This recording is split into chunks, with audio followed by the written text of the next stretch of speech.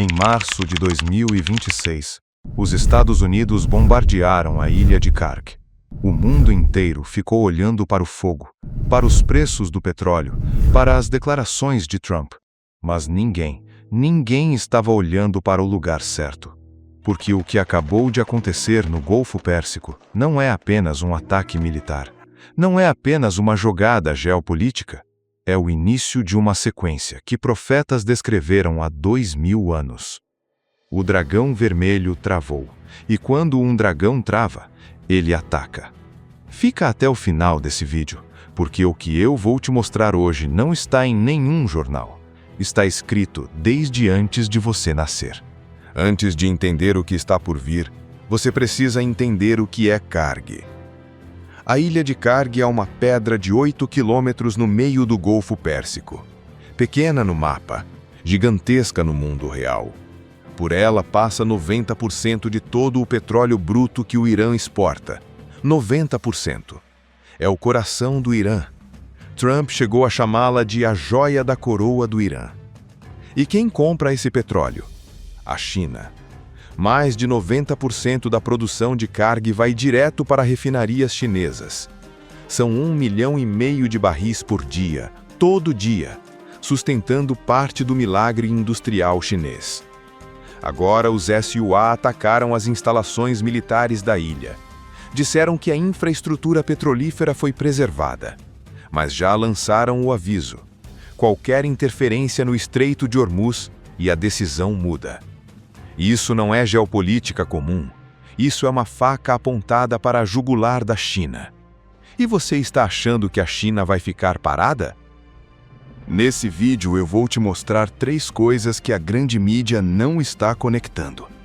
Primeiro, por que a China não está nessa guerra por amizade com o Irã? Ela está nessa guerra por sobrevivência econômica. Segundo, como a Rússia está usando esse caos como combustível para a própria guerra. E terceiro, porque tudo isso está descrito com precisão cirúrgica em 2 profecias bíblicas escritas há mais de 2000 anos. Se você ficar até o final, você vai sair daqui enxergando o mundo de um jeito diferente. Não como um espectador da história, mas como alguém que entende o roteiro. Vamos começar pelo que o G1, a CNN e a Folha não estão te contando. A narrativa oficial é simples. Estados Unidos punem o Irã. Irã resiste. Tensão no Oriente Médio. Preço do petróleo sobe. Você paga mais na bomba. Mas essa narrativa ignora a peça mais importante do tabuleiro: a China. Pequim não está ajudando o Irã por ideologia. Não é uma questão de valores, é uma questão de combustível. O Irã vende petróleo barato para a China, fora das sanções americanas, através de uma frota fantasma de navios com rastreadores desligados. Refinarias privadas na província de Shandong, as chamadas teapots, dependem desse petróleo descontado para operar. Se Karg sai do ar, esse fornecimento some, e o milagre econômico chinês começa a rachar. Pense nisso por um segundo. Você acha que Xi Jinping vai aceitar isso silenciosamente? Mas tem mais. A relação entre Irã e China é assimétrica de um jeito que poucos falam. O Irã recebe os pagamentos em renminbi, a moeda chinesa. Isso significa que o dinheiro do petróleo fica preso dentro da órbita econômica de Pequim. Um dirigente da Câmara de Comércio do Irã chegou a descrever essa relação como, e eu cito, uma armadilha colonial.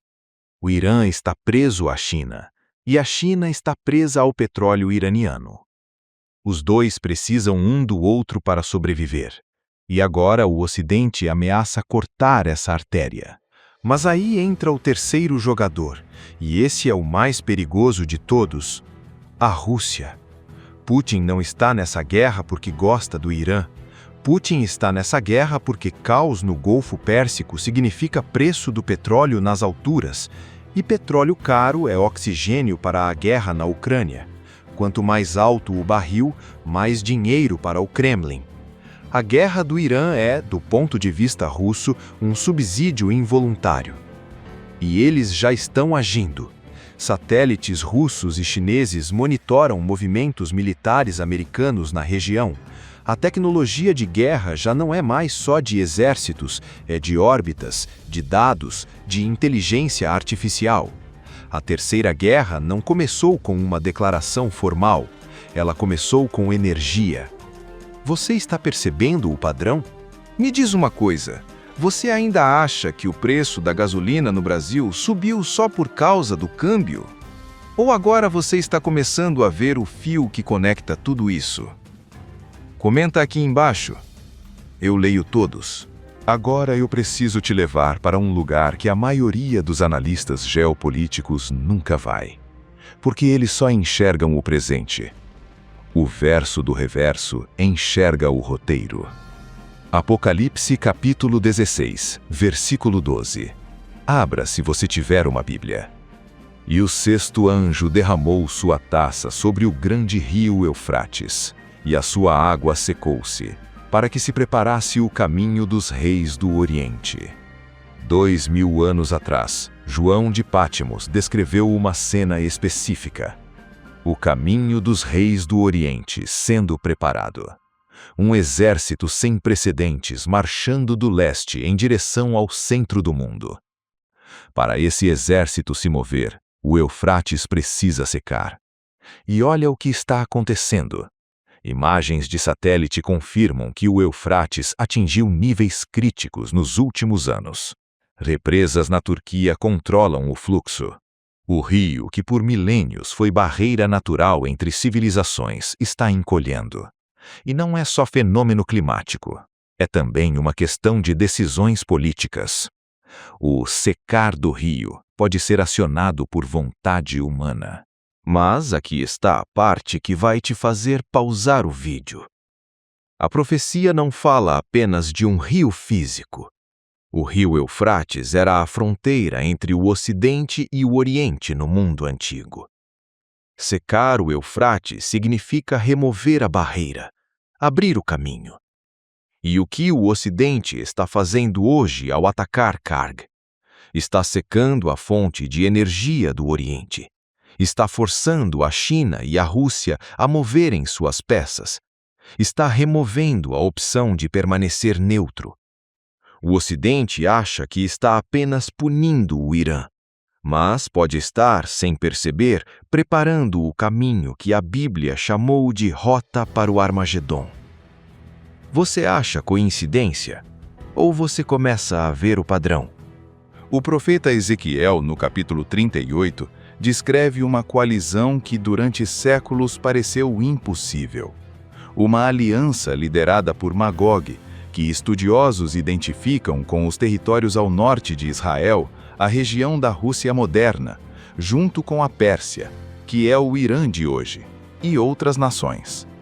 O texto diz que eles se unirão com um objetivo específico: roubar, saquear, tomar despojos.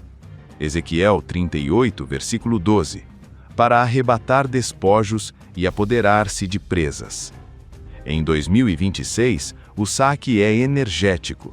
É o controle das rotas de petróleo, do Estreito de Hormuz, dos terminais do Golfo.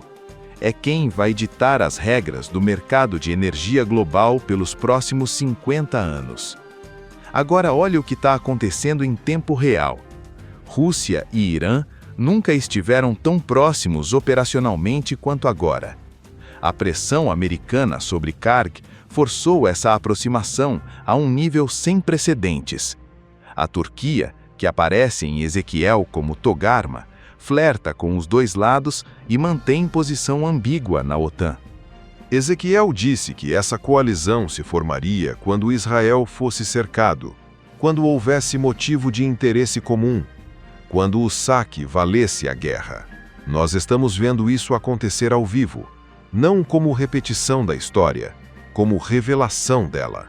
A história não está se repetindo, ela está se cumprindo.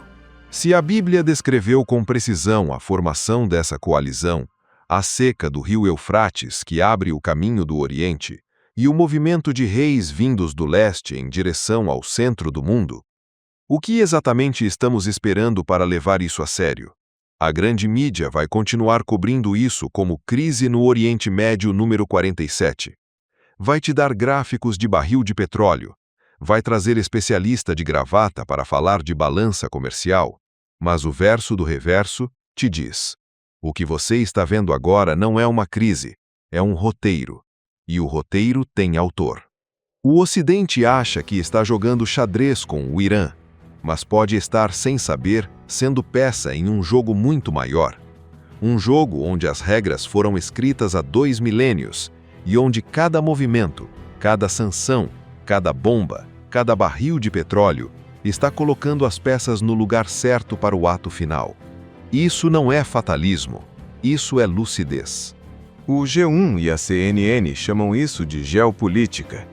O verso do reverso chama de roteiro divino.